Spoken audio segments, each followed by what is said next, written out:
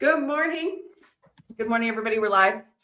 Dr. Nelson's here. I'm here. Our lovely guest, Robyn, had a power outage, so we don't know if she's going to make it.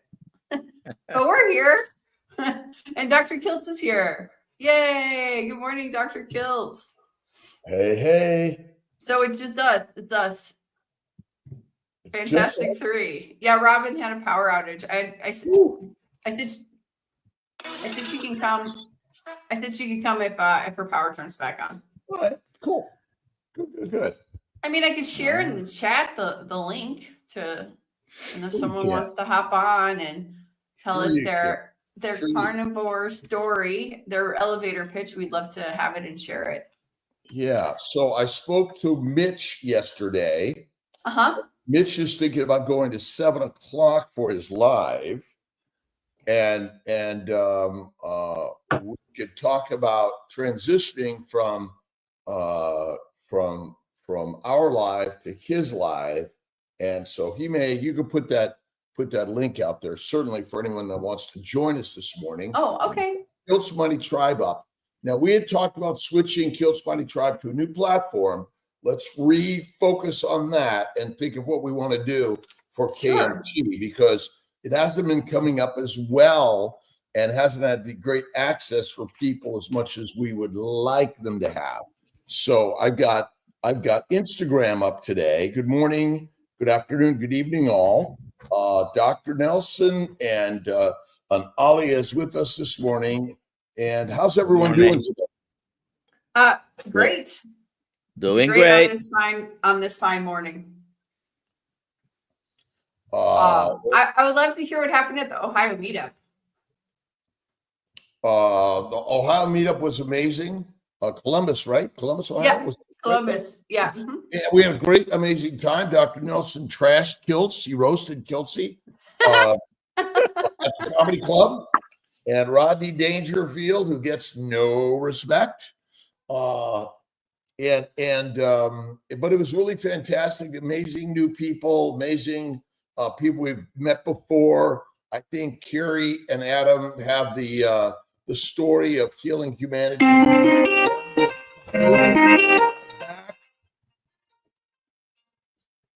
All righty. So he'll be back. Jen was there, which she normally is not in any of these meetings. I love that. And she spoke and provided a little bit of her story. And of course, Gary and Adam. We also had Russ Mitchell, Homesick Buckeye. I love Russ. He normally goes this time of year to visit his family. Actually, he does it in September usually. He just moved it up to be able to be there for this weekend. Awesome. And we had several people who are students of the course were there. And others are going to be joining the course. So we want to have and remind everyone, the Dr. Nelson and Ollie have really helped put together an amazing course on keto carnivore. And it's really fantastic. So I'm excited about that. So I've got a little story to tell. Great. Yesterday, there was a knock on my door. And I'm going to put this video up later. And I went to the door, and there was a little deer at my door. And he knocked on your door?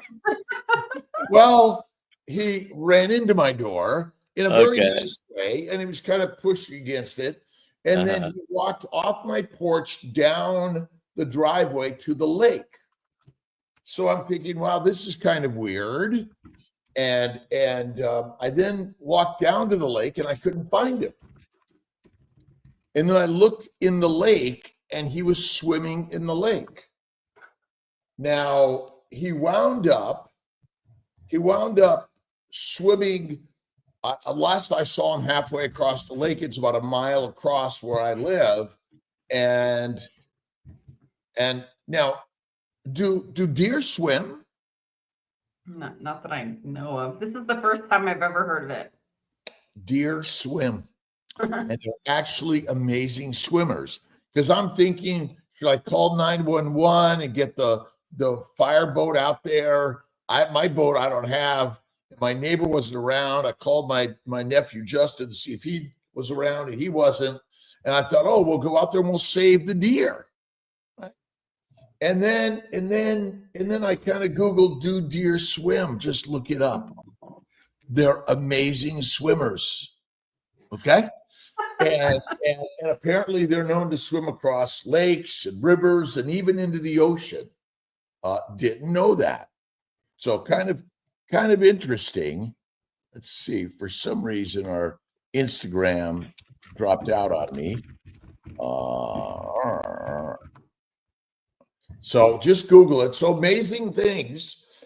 And I see in the post, what did Mitch say? He's great. We call him the professor because he is so brilliant and interesting. Mitch is amazing. Old guy carnivore. He's going to be, we're going to work to sort of dovetail between the Kilt's Mighty Tribe of 6 a.m. Eastern time to the 7 a.m. Eastern time. And Mitch, we're talking about getting sunlight and getting moving. And, he's our great brother who's healing.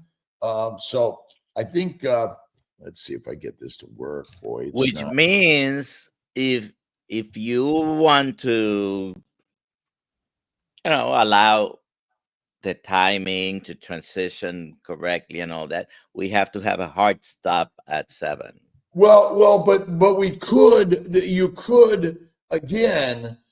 Mitch could come on with us a couple minutes beforehand, but there's lots of ways to do it. Sure. Yeah. And then it, maybe that again, as we go live together and he shares, we share, and then we transition out and he goes from there. We got a lot of things to work on, but just some ideas that I think are kind of fun and interesting for us to work on. All right, my live Instagram doesn't seem to want to be coming up on us very easily. So it is what it is. It's all good. Just ideas. Who do we have here today? We got some, let's see here. Any questions coming up yet? And by the way, where are we next Saturday? Are you coming, Dr. Nelson, to Kalamazoo? Uh, I was not planning to. Looks like you are now. Well, we'll talk about it. Not, we got so much stuff going on. Anyway, It's okay. I was joking with Robyn that she didn't invite me, and then she did invite me there, and I was going to discuss it with her right now, but she's not here. All right. What's our hashtag today? KMT. We're gonna just do hashtag KMT forever, just to keep it easy on everybody. And what's the prize for the day? Oh, sorry. The prize for the day is the Kilts Cup. All right. Woo, yeah. A Kilts Cup with some coffee. I'm having a little decaf coffee this morning. You can do coffee, tea, water. I do cream. Do some cream also. It's good. I've been reading about alpha-gal syndrome. Oh, I'd like to understand more about this. Well, alpha-2,3 galactose. I mean, it's basically a sugar, a glycan, and the tick bites. Not just the what's the Lone Star tick, by the way. Other ticks also have when they feed on you, they set their jaws in you. They put their little siphon in you, and then they will inject a little bit of substance in you, and then they draw out your blood. Well, when they do that, they happen to have a significant amount of alpha-gal that stimulates an IgE response, which makes you sensitive to small amounts of alpha-gal, which are commonly found in beef, pork, lamb, rabbit. goat. Hmm. So I found that kind of interesting. But I was listening to what is Salzino's Heart and Soil, Yeah. his product line. I was Yeah. listening to his blogs, and then I looked up a little bit. You could desensitize yourself with reintroducing small amounts of meat over a few weeks, which I find kind of interesting also. I think it may be getting back to similar ideas to what's going on. Oh man, what was I thinking? The sensitization. Oh man. I was talking to someone on Saturday about whether or not the vaccines or the products they're giving to cows could be a factor in all of that. I don't know that answer, but alpha gal is a very common glycan, and glycans are everywhere. They're part of every cell. And alpha gal, it just happens to be a glycan that's common in certain organisms and not others. But when you get bitten by the tick, it stimulates an IgE and sensitization to alpha gal, which in some people may elicit an allergic reaction when you eat red meat. Now, even anaphylactic reactions, but apparently the CDC thinks there's about 450,000 people affected by this in the United States, but they don't track it very well that I can tell. And it's a interesting issue. I think, once we begin to mention something in the collective memes, Dr. Nelson, have you noticed it? Then suddenly we all have the problem. Yeah. It is not, in comparison, it's not really a common problem because we're talking about less than 1% of the population, basically. And the actual reported incidence of anaphylactic reactions. But the question is, how many people that are strictly carnivore have anaphylactic and or significant IgE sensitivity and inflammation? And there is a test for it, for sure. But again, I'm tick bites are common, more common than we know probably, and many people may have it, and we doctors don't even maybe think about it enough. That could be an issue, for sure. But we're allergic. More and more people seem to be allergic to peanuts today than ever before, Dr. Nelson. I mean, yes. I don't know what it was. I mean, allergies in general are common, unfortunately, but sometimes it's an interesting subject. Sometimes we think we're allergic to something, it's something else that has been added to the food or to the in the production. Sometimes it's something like sometimes some people may develop allergies to an egg, but it happens to be something that was fed to the chickens and so on. That's a good point. Fed or injected, or in other ways. But the question is, how many pure carnivores fatty meat? And the other issue is people who don't eat fat, and many carnivores don't.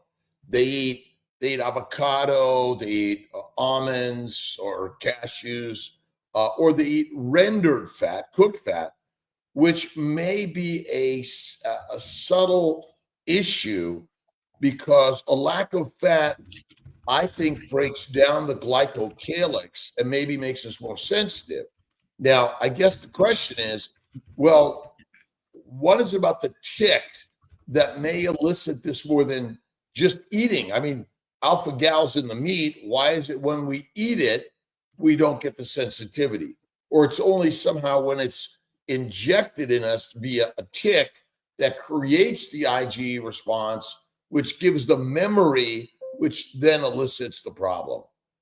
Well, with allergies, very often the body gets primed by a specific reaction. In this case, the immune response of the body to the secretions of the tick. And now when the person gets exposed to in this case, the meat that contains alpha gal, the gal stands for galactose, so it's a sugar barcode on a protein, basically.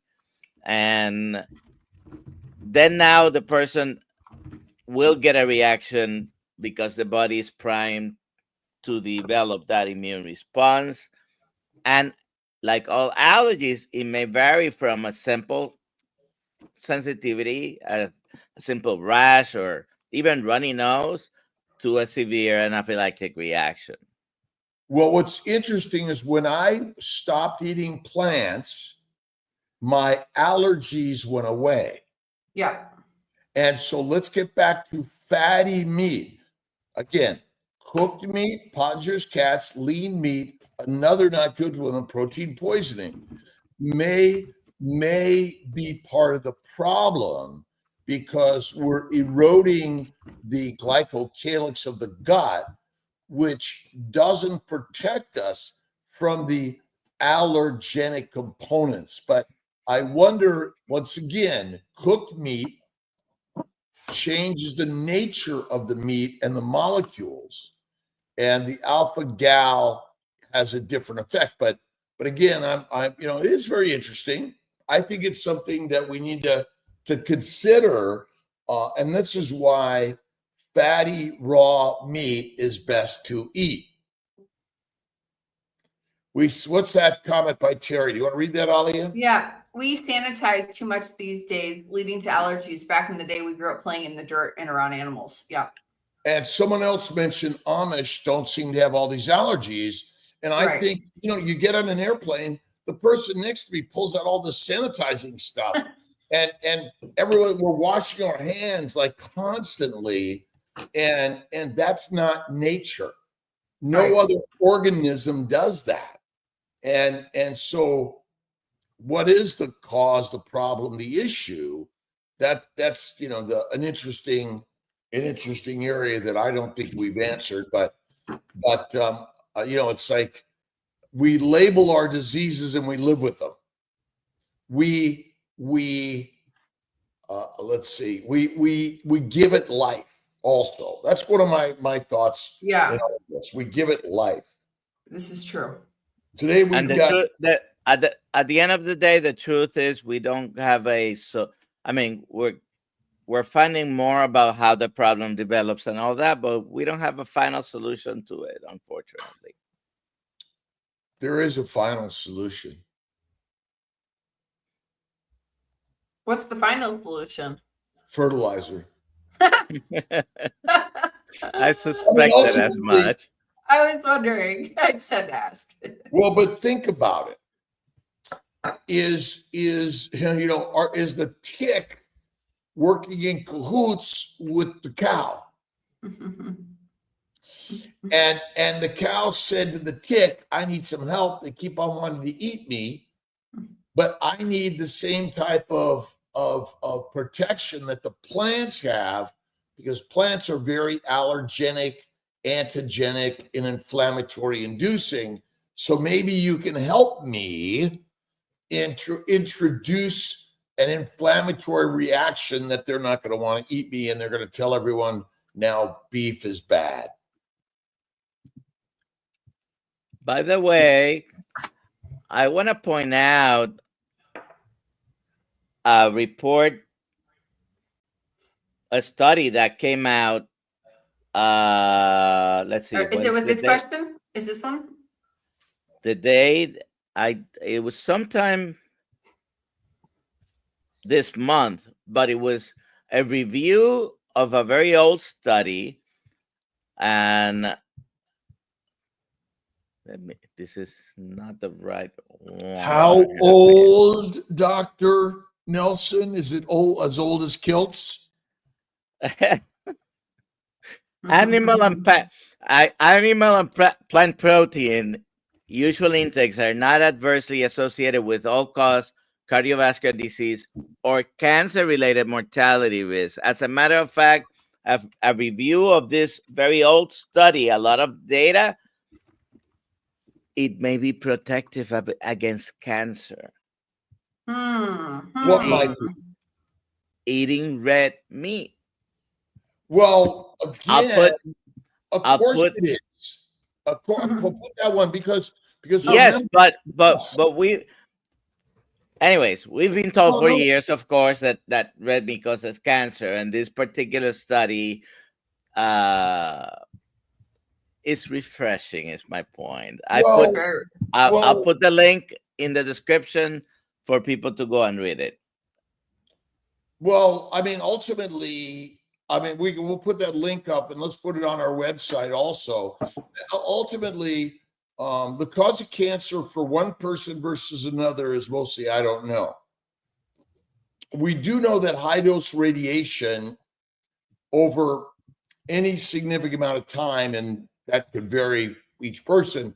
But yeah, why one person gets a cancer, another person doesn't, we don't know. About 10% of people smoke cigarettes get lung cancer, but my bet is 100% of people get something adverse in smoking nicotine. Now, what was that? There was another one in there, that nicotine. Here it is. Can you address the information coming out? Nicotine healing long COVID in 6 days and a multitude of other issues. What are the multitude Well, I guess of other remember, issues?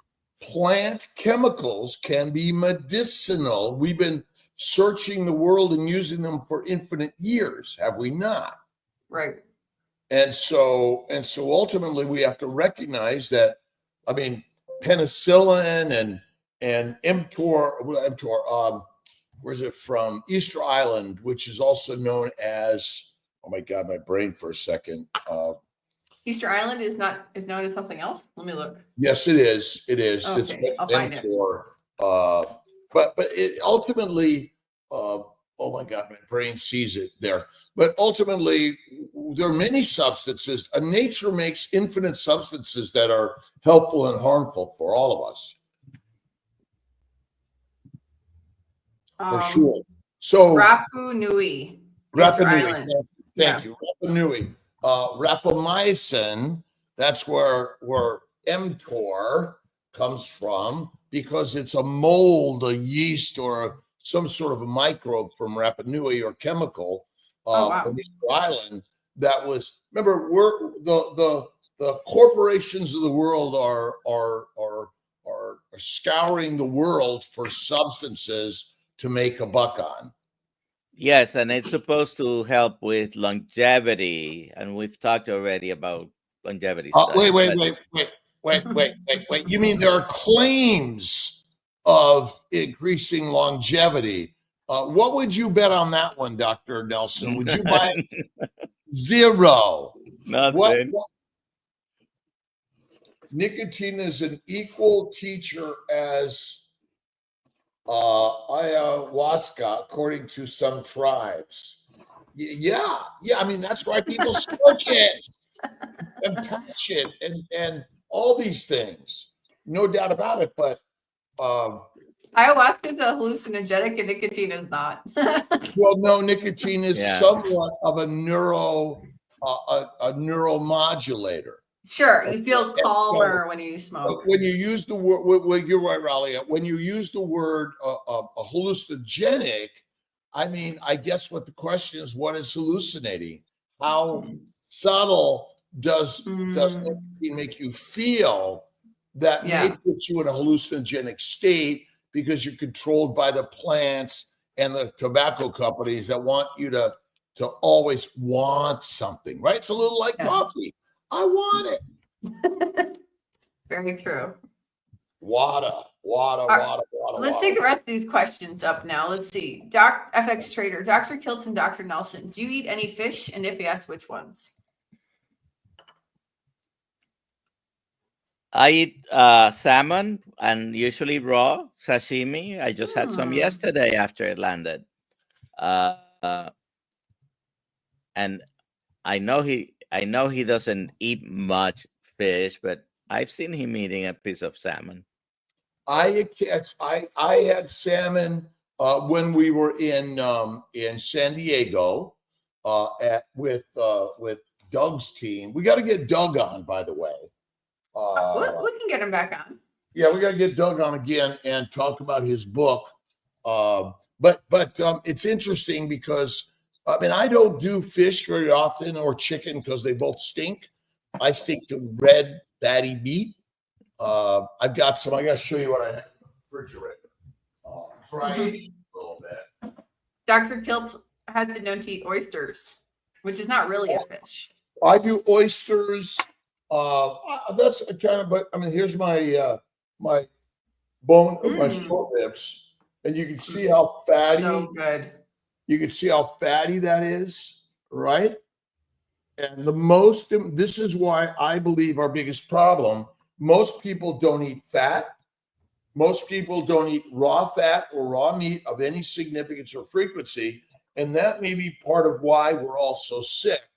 And I really recommend Pottinger's Cats. I think it's really a home run concept and idea that we'll learn more from. Again, prolonged fasting. January, we're going to do a 14-day fast. You may want to join Dr. Nelson if he pushes it to 22 or more. In October, we're going to do a 5 to 7 day fast. Typically, I'll do a 2 to 3 day fasting. Fasting, fat, and faith are my three simple tricks to life. That's why I eat butter. I cut the raw fat and eat the fat with the meat because it suppresses the microbes and inflammation in the gut, which may be a key factor to the alpha-gal syndrome that most of my brothers and sisters in the carnivore world are not eating raw fat, raw meat, and there are many people probably the question is, well, what other foods do you eat that may contribute to the allergic reactions? Robyn said, by the way, that she'll do a 5-day fast with us. Awesome. Yay. Awesome. October, we'll come up with a date. Let's see. Robert B.M. Carty, great interview with Dr. Zaldivar last week, Dr. Nelson. This is from KMT. Love the additional information shared in the convo. Let's see. Good morning. We got Nancy Ragsdale, Nicholas Dracul, Robert B.M. Carty, Megan Butler, Christopher Ovard, Carol Paris, Sharon Esterson, and Nicholas Dracul. I think I already got that one. These are the Kilt's Mighty Tribe peeps that are on this morning. Again, I work to get it on. I'm not always as perfect. Like my Instagram is a little challenged this morning. Kept on kicking me out. Next question. Cloud asks, guys, can I eat 12 eggs a day? I want to try carnivore just with steak, eggs, and pork. Yes. You can eat 100 a day if you want, but why do we come up with these numbers? Like, you can eat 100, you can eat one, you can what, Dr. Nelson? I don't know of many people who eat 12 eggs a day. However, my grandfather used to eat 12 eggs a day. He had chickens, so they were, free, except for maintaining the chickens, and his cholesterol was fine. But cholesterol measurement is irrelevant. A low cholesterol is bad anyway. So yeah. I think all this measuring is part of our misery, but go at it. Eggs are great, but cooked or raw, which is better for you? Ooh, I will do raw yolk. I'll do raw yolk. Like what animal eats cooked meat or cooked food? Humans. Humans. Nick Norwitz for a month ate 27 eggs a day for an experiment. So you can check that out on his channel. Nick Norwitz. Nick, we got Nick coming up this week. this week on Thursday. Exactly. So so she says that I put this up first. She did a 5-day egg fast, to feel incredible. And then that last comment, I just want to let everybody know. Put it back on. Julia. Yep. So on my egg cleanse, I did 14 eggs a day, and there was a good reason for it. It had to do with nutrients. I guess getting enough nutrients, you need to eat 14 eggs a day.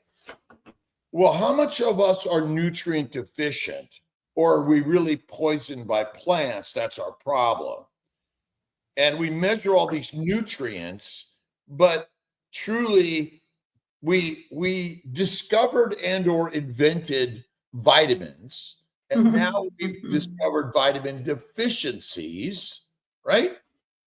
Yeah. And so, once again, what are we selling? Supplements. Do we need supplements?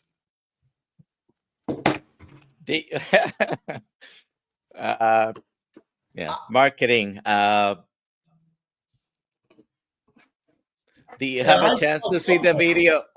Do you have a chance to see the video on the sneakers? Or not? No. Did you send it to me? Yes. Sometime last night. In our chat in WhatsApp. But yeah, it was just an interesting exercise on marketing, basically. Megan Butler says, I want to start a group at church for faith and healing through diet. Any book recommendations? Well, my new book, Christ Carnivore, is coming out. My favorite book is Christ-Based Teachings. She said she came to hear myself and Dr. Nelson Columbus in this week and really enjoyed it. Again, faith is always first.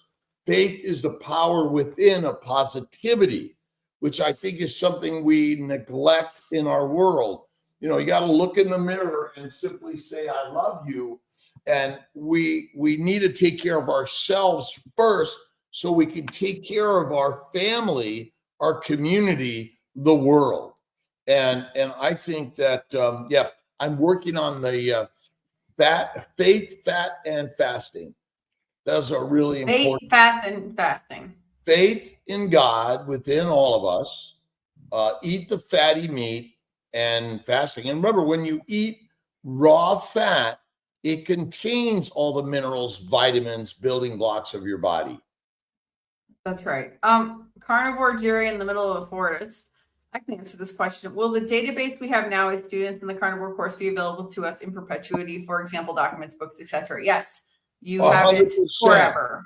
And we're working to have it as a digital form that everyone and anyone around the globe could download it and study it. That's our goal. By the way, Jerry does a 40-day fast every year. No calories, no food, 24/7, 40 days. Because many 40 people days do every year. But again, many people, I hear so many people do fasting, but they only fast during the day, but not at night. That's not fasting. That is what many religious fasts are actually. Yeah. Fasting, I think the only fasted blood you really can get is at least 3, more likely 5 days of no food. On overnight fast, your belly is full of food being secreted into your bloodstream, and it's not true fasting. We've been misinformed in medicine at what a true fast is. I did my 15 days of no food, no calories, nothing, and my glucose was less than 70 always, and my insulin was less than 1. It was 0.2 to 0.8. What else? So while we're talking about this, Mr. Cast Iron, do you recommend doing OMAD? Why would you do more calories than one meal a day in general? I mean, the problem for most people is they feel like they're too fat. And so 2 to 3 to 6 meals a day is the the single leading deadliest recommendation, because the glucose, the amino acids and sugars circulating in our bloodstream that came in from your food right now is not the fuel for your body, because it must be converted to fat and a VLDL in the liver via insulin, or you die. And so I would say that one meal a day is like masterful, and going to fewer meals a day in a week is also great. There you go. Yeah, I guess this is the same question you just elaborated on. Elaborate on whether or not to do continuously. Yes. Yes. Always. I mean, again, they tell you 3 to 6 meals a day, and exercise to lose weight, and eat low calorie foods and lots of plants. We're getting fatter and more sick than ever before. We need more doctors' dissections and drugs than ever. So, I mean, their recommendations kind of have not been to our best, have they? And so 1 meal a day or less. Now, if you're becoming anorexic, cachectic, or sarcopenic, basically you're getting too skinny, not good. This is why a low fat percentage for females is very bad, and then a low percentage for males is also not good. You cannot survive a week of hunting if you're too skinny, or migration, hibernation, gestation, and more.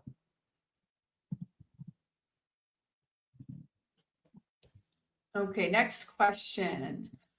Sassy M, hi all. What does low creatine actually mean? Is it something we should be alarmed of? Are there any ways to bring it up without taking meds? Thanks. There is no disease associated with low creatinine, serum creatinine, which is creatinine. Yeah, serum creatinine is a blood test that helps check on the function of the kidney, and I've never seen any disease associated with low creatinine levels. So, measurement of your renal function. But it's Yeah. also a measurement of your muscle breakdown. You could have a high creatinine in muscle breakdown. And certainly if you have low renal function, it's a measurement of renal dysfunction. And so. But that is when creatinine is going up. And correct. Sometimes I've seen serum creatinines that are low, but it doesn't mean anything in the person who's, I mean, there's no disease really associated with a low serum creatinine. Dr. Nelson, for you to predict my longevity or whether I'm going to get sick and die within the next year to 5 years, what test do you recommend I get?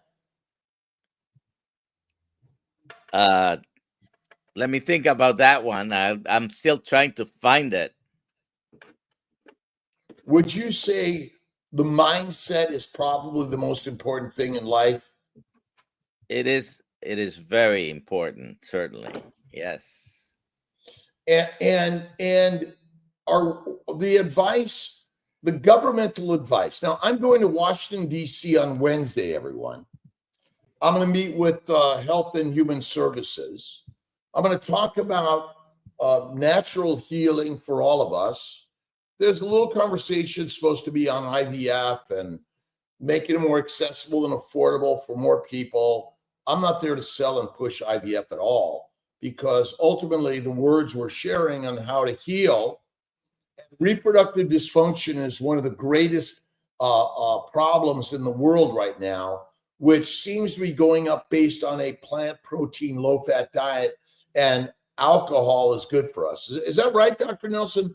Would you say in general our professional organizations recommend red wine to for its oxidative or its antioxidant content? Yeah.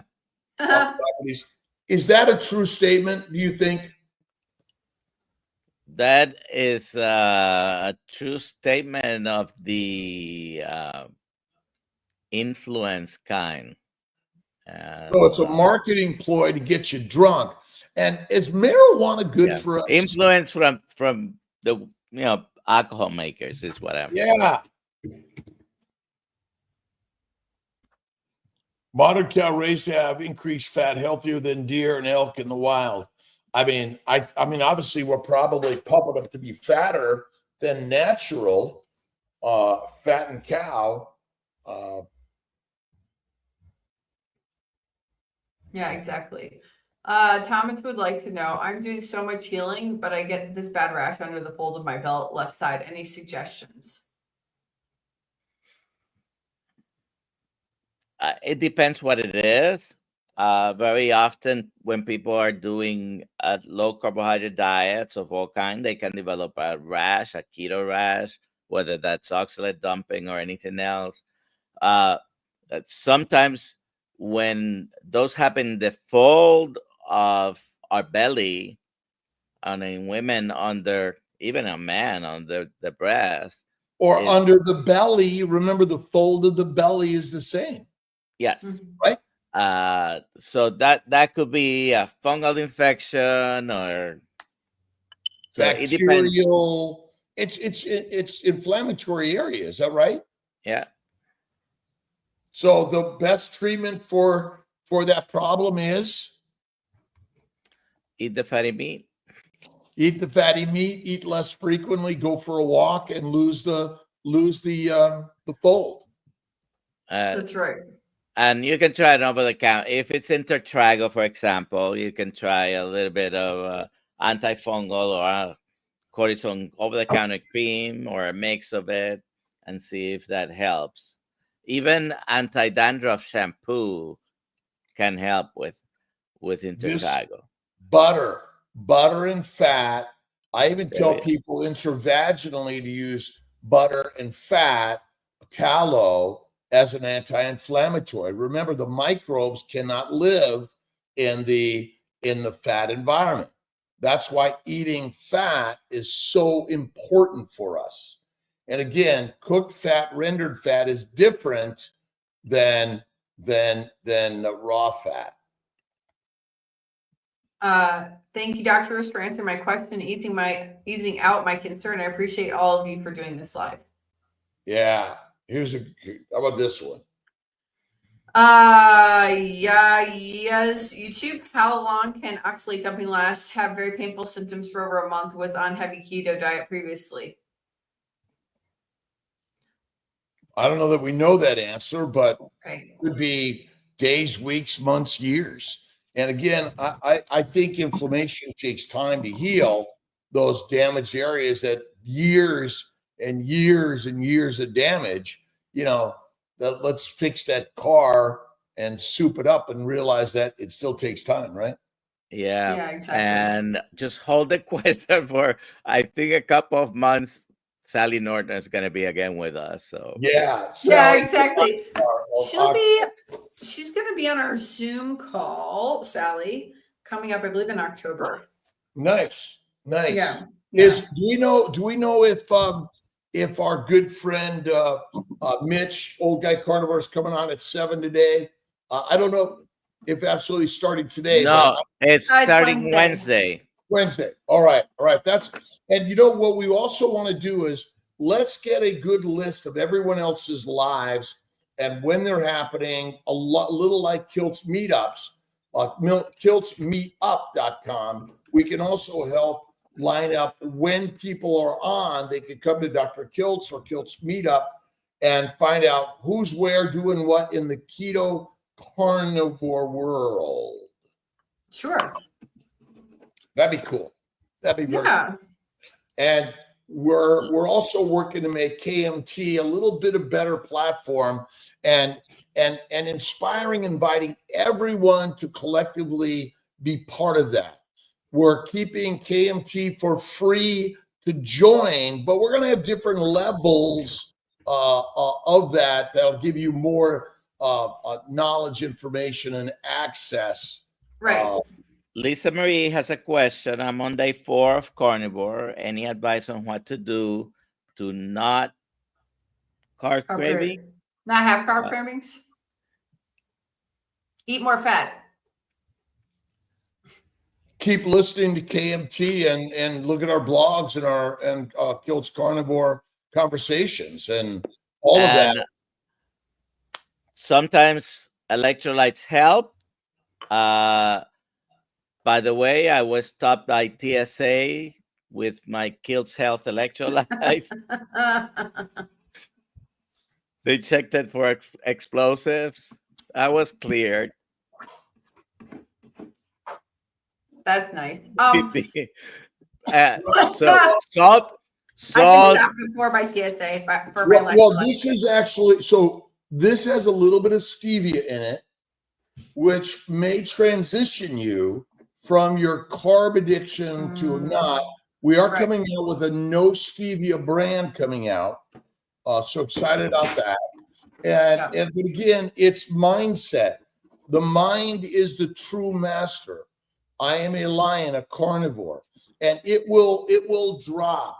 But the more fat you add, it I think is the biggest thing. But the mind, I'm a carnivore. That's it. Right. And I forgot what I was going to say. Get the food out of your house. Don't have the triggering food in your house so you don't have a chance to eat it. Yeah, get rid of it. Get rid of it. Get rid of it. But again, I'm a carnivore. Dr. Nelson, 22 days. He went to dinner with others, but did not eat, and so did I. I made food for others. But again, it's taken us time to do that. I went to 2 meetups where there was a lot of meat, and I went to a meetup also not eating. There's this question, Riley Billion, Dr. Kiltz, I'm having my 4th pregnancy loss. I've been carnivore 6 months on LDN and Lovenox, and everything is unexplained. How do I consult with you and your team? Well, 315-416-9872 is Kiltz's cell phone. You can text me. You could go to CNY. Repeat the number. Repeat the number. It's in the chat. It's in the chat. Papa put it in the chat. 315-416-9872. And I take that, either do them myself or send them to a team. You can also go to cnyfertility.com and schedule yourself an appointment. Now, this is where fatty meat and fasting, I think, are big. We also do a 30-day antimicrobial protocol because I think it's all related to colon and gut inflammation and the microbes flourishing in the gut, which then flourish in the vagina, cervix, uterus, tubes, ovaries, and they damage the reproductive system for men and women, by the way, both of them. So this is a big deal. And I would say go to Kiltz's Babies for Babies book and look at the recommended diet, which is bacon, eggs, butter, beef, and salt. But a stick of butter, like my good friend Bella, SBG, I think is really good. And again, this is not a time for weight loss intentionally, and it's not a time for a low-fat diet. It's a time for the fat, which will reduce the microbes in the gut, reduce them in the rest of the body. But again, antimicrobial. We do a few other things that I think are important, but we also may add like IVIG, Humira, Plaquenil, Prograf. But again, that's getting to the Western side versus the Eastern, more natural and more white coat syndrome. Where can they find that book, Alia? I'm putting it right in the chat right now, but you can find it on Amazon, and I'm putting the link into the chat. All on Amazon. Amazon. And we want to talk to Maria Emmerich and Craig Emmerich, and also I think it's who's the publisher? Victory Belt. What is it? About getting Maria Emmerich's book that we did together, A Keto for Fertility, on Amazon. And I think that's, again, we want more people to know that all reproductive dysfunction, endometriosis, even menopause, I think is an inflammatory condition that can be healed on a carnivore lifestyle. Number one, keto's good, carnivore is great. That's right. Sean asks, what about the initial period of detox? How bad can it be and how long will it last? I seem to be hurting pretty bad. Well, you want to run a marathon? You want to be top in life? It's hard. And so it's going to be bad and hard for a day, a week, a month, a year, or the rest of your life, right? What things in life that are really valuable are easy? Answer is none. So hard and painful are normal. And I would say join the tribe, join the training grounds. Whenever we go to a meetup and Sean Baker's there, we all get our workout attire on and our walking, running, and moving shoes and get out there and move, or go barefoot. That's right. Rick Perez, what's the story on lipotoxicity? If I eat too much fat, it goes right through me. Well, now I know Rick eats raw meat all the time, but again, it's not, I wouldn't call it lipotoxicity. Whatever you're doing is damaging the glycocalyx, and the glycocalyx contains about 1 liter to 2 liters of fluid within the vessels and the bowels. And so whatever you're eating is damaging that layer that releases the water and causes diarrhea. Yeah. But there is some people who talk about lipotoxicity out there. And I don't agree with it. When we say lipo, again, I think it's go to Podger's cats, and what Dr. Nelson is true. I think again, but rendered cooked meat is not as healthy for us as raw meat. And again, someone says, "Oh, I don't want to eat it that way." Well, you're not going to get to your very best unless you eat it raw. Next question. Next. Chuck, if we lose weight with the fast, then regain with high fat carnivore, is the regain muscle, or what is the benefit? What is the benefit with OMAD versus 5-day fast? You don't lose muscle unless you are atrophying from lack of use, number one. And number two, you don't lose it until you lose all your fat, intramuscular fat, subcutaneous fat, visceral fat, retroperitoneal fat, and intraosseous fat. Again, bears do not lose muscle or bone density at all through their hibernation. OMAD, what is that versus 5 days? What was it? Yeah, versus 5 days. 5 OMAD days versus fasting. Yeah. What's the benefit or difference? Look at you. You need to do the resistance work. We're built to get up every day and go to work. You're gonna stay under the apple tree every day while everyone else is hunting. You're going to be hunted. It's lazy. That's our problem. Right? Yes. All right, let's go to the next question. Lauren Guiana, my LDLP is 3,288, LDL 682. Everyone is freaking out in other chats. All of the numbers look good, like triglycerides, HDL. 2 years is November. I'm keto carnivore. Stop testing. Stop listening to what they say. Sorry, Dr. Nelson. You go in it. You go at it. So there is another item on that list that should tell you the small LDL particles. And if you have it at hand, might be good to have that. The total, it really doesn't matter much. The small LDL particles might be associated with increased risk, but your triglycerides are low, your HDL is high, it seems like. But that's good. But isn't that the story we're told, which may not be true? And that may be part of the problem, but it's the particles become like CRPSR. They're molecules that measure inflammation. And so the glycocalyx of a lipoprotein is just indicative of a glycated, oxidized inflammatory environment. And again, fatty meat is the healthiest thing to eat. The organ meats probably also, but I would say that it doesn't matter. We have Gretel Siciliano, postmenopausal female, Hashimoto's, hair loss, 2 months high fat, perfect aminos, other than being patient. Anything else I should do? Read this book for one. Let me see. The other book is by our good friend. Here it is, Elizabeth Bright, about eating fat.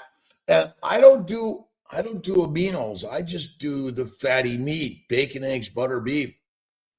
And if you read these books, Guess what supplement has all the amino acids you need? Red meat? Bacon, eggs, butter, beef. Bacon, eggs, butter, beef. Everything you need, right? And so and again, it's the fat that reduces inflammation. Everyone is deficient in vitamin C. No way. No, they're not. We're not deficient in anything. We're poisoned by a plant protein, low-fat diet. We do not have protein amino acid deficiencies, in my opinion, unless you're a plant eater, which technically your problem is back to inflammation. Exactly. Dr. Kiltz, we got like 10 more questions. Do we have a few more minutes? I got to get in a couple minutes. Go ahead. Okay, good.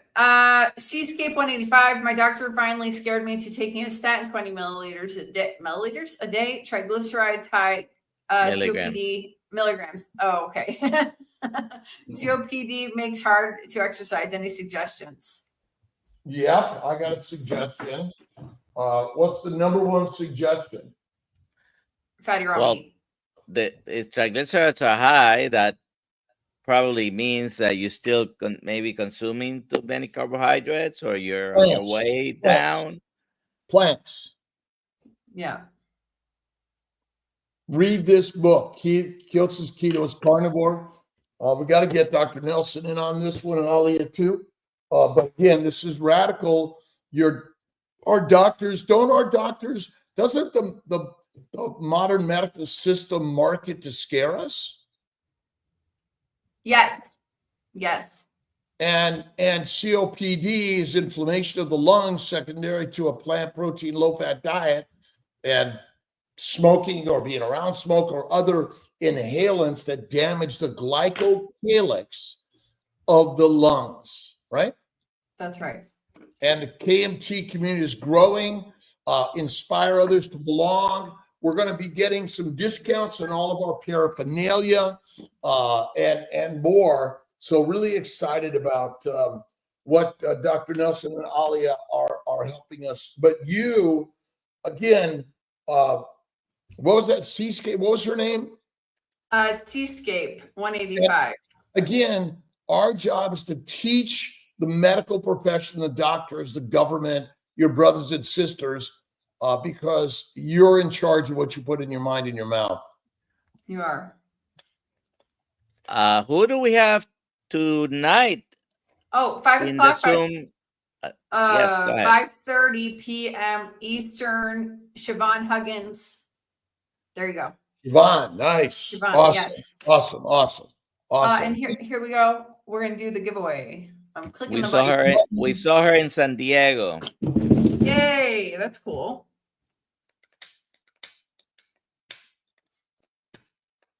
It's going so slow today. We're Pink Fly Farm. Congratulations. Please email me, alia@drkiltz.com, and we will get a Kiltz cup sent out to you.